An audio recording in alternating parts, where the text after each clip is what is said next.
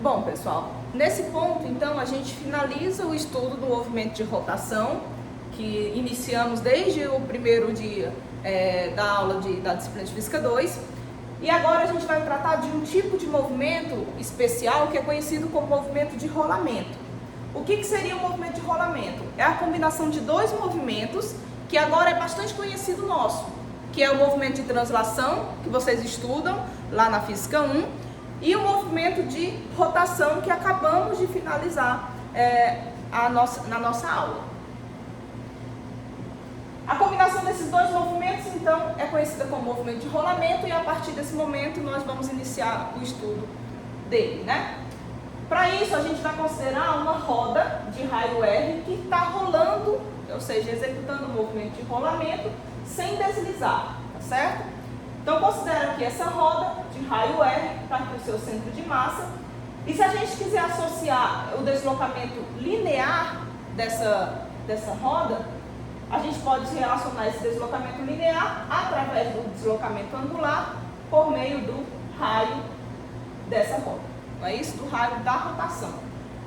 Ou seja, esse centro de massa, conforme a roda realiza o movimento de rolamento, ele descreve uma translação que é calculada como sendo S igual a R vezes θ. Consequentemente, a gente pode expressar a velocidade linear desse rolamento através do produto de R pela velocidade angular e a aceleração como sendo o produto do R pela aceleração angular, tá certo? Então agora vamos analisar esse movimento aqui, ó. Como nós comentamos, nós vamos estudar esse movimento através de duas perspectivas, uma rotação pura adicionada de uma translação pura para a gente compor o movimento de rolamento. Nessa rotação pura, aqui nós temos a nossa roda, o seu centro de massa, e vamos considerar aqui essa rotação no sentido horário, tá certo? Nesse ponto aqui, ó, se eu quiser representar a velocidade linear nesse ponto, para onde que essa velocidade vai estar apontando? Nós sabemos que toda rotação, a velocidade linear aponta tangente à trajetória, não é isso? Então aqui eu vou ter uma velocidade V. Nesse ponto aqui de baixo também tem uma outra velocidade V nesse sentido contrário.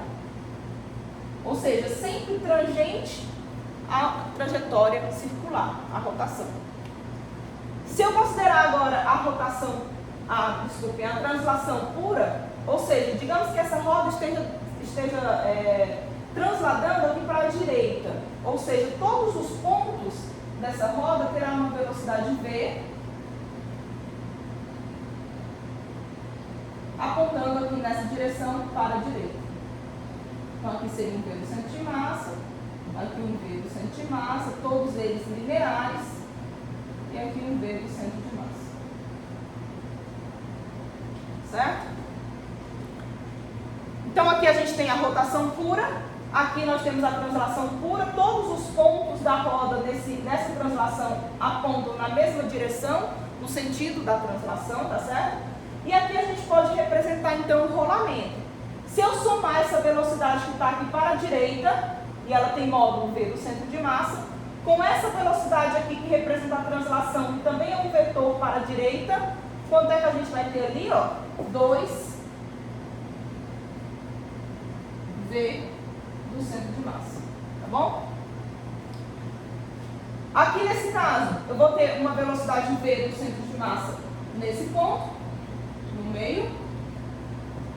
E aqui nesse ponto que eu vou chamar de P, que é o ponto de contato da roda com a superfície, se eu somar esse vetor que está com sentido para a esquerda e esse vetor que está com sentido para a direita, qual é a velocidade resultante nesse ponto?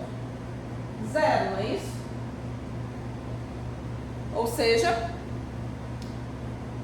eu posso estudar o movimento de rolamento olhando apenas para esse ponto aqui, para esse ponto P, onde a velocidade linear V é igual a 0. E aí a gente consegue determinar as equações de movimento para esse sistema, que é o que nós vamos fazer agora, tá bom?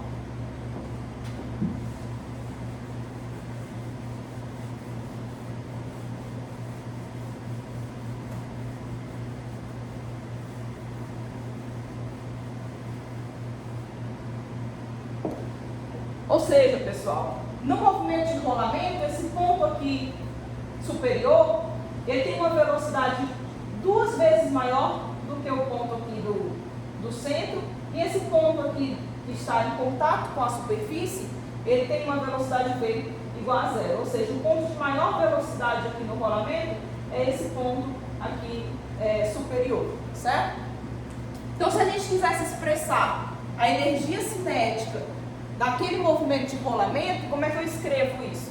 Vamos colocar a energia cinética para o ponto P, tá bom? Porque nós vamos estudar o rolamento olhando para esse ponto, que é o ponto de contato da roda com a superfície. Então, a minha energia cinética no ponto P é 1/2 da inércia naquele ponto vezes a velocidade angular naquele ponto ao quadrado, né? Mas essa inércia no ponto P, como é que eu posso expressar essa inércia? Nós conhecemos a inércia de um corpo rígido sempre em relação ao centro de massa, né? Nós já estudamos isso. As inércias que são tabeladas, que nós podemos utilizar, são as inércias do corpo rígido com relação ao centro de massa.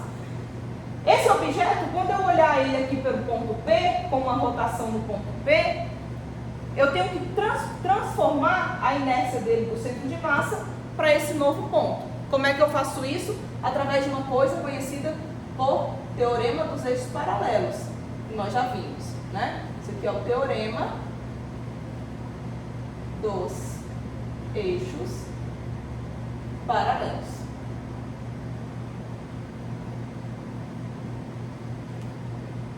O que quer dizer esse teorema? Ele diz que se eu conheço a inércia no centro de massa de um corpo rígido, eu posso calcular a inércia em qualquer outro ponto, que no nosso interesse aqui é no ponto P, através da soma da inércia no centro de massa com mh ao quadrado, onde h é a distância entre o centro de massa e o ponto onde eu estou querendo analisar a rotação, tá certo?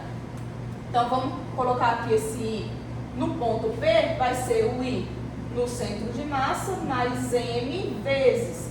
Quanto que vai ser o meu Hzinho, ó? Vamos olhar para cá.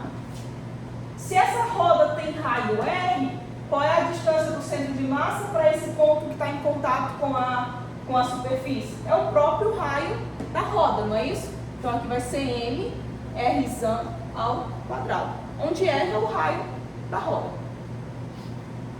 Então a inércia no ponto P vai ser I do centro de massa mais m r ao quadrado. Chegamos aqui a esse resultado. Vamos substituir essa inércia no ponto P agora na equação aqui da energia cinética, para a gente ver o que a gente obtém, tá certo?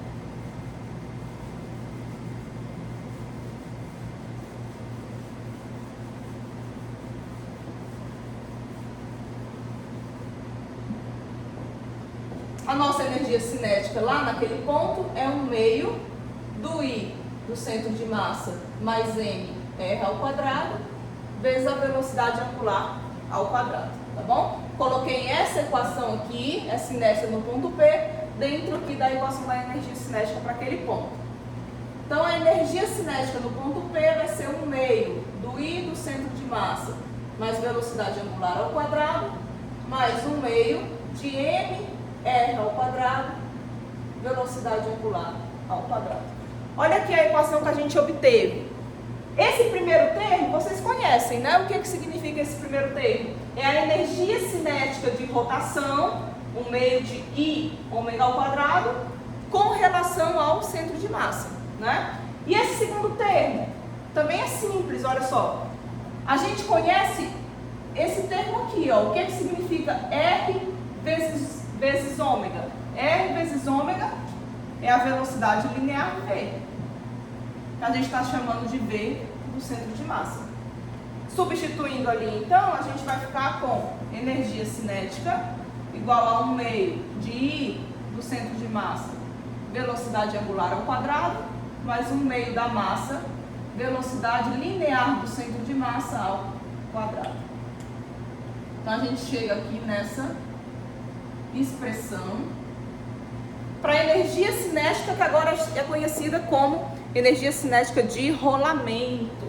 é desse novo tipo de movimento que combina translação com rotação.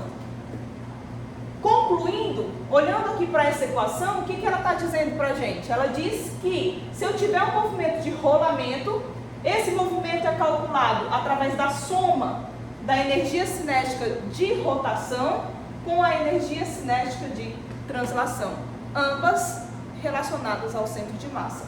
Tá? Então essa equação é a energia cinética de rolamento. O primeiro termo, que é 1/2 do I do centro de massa, ômega ao quadrado, é a energia cinética de rotação. E o outro termo, 1/2 de mV ao quadrado, é a energia cinética de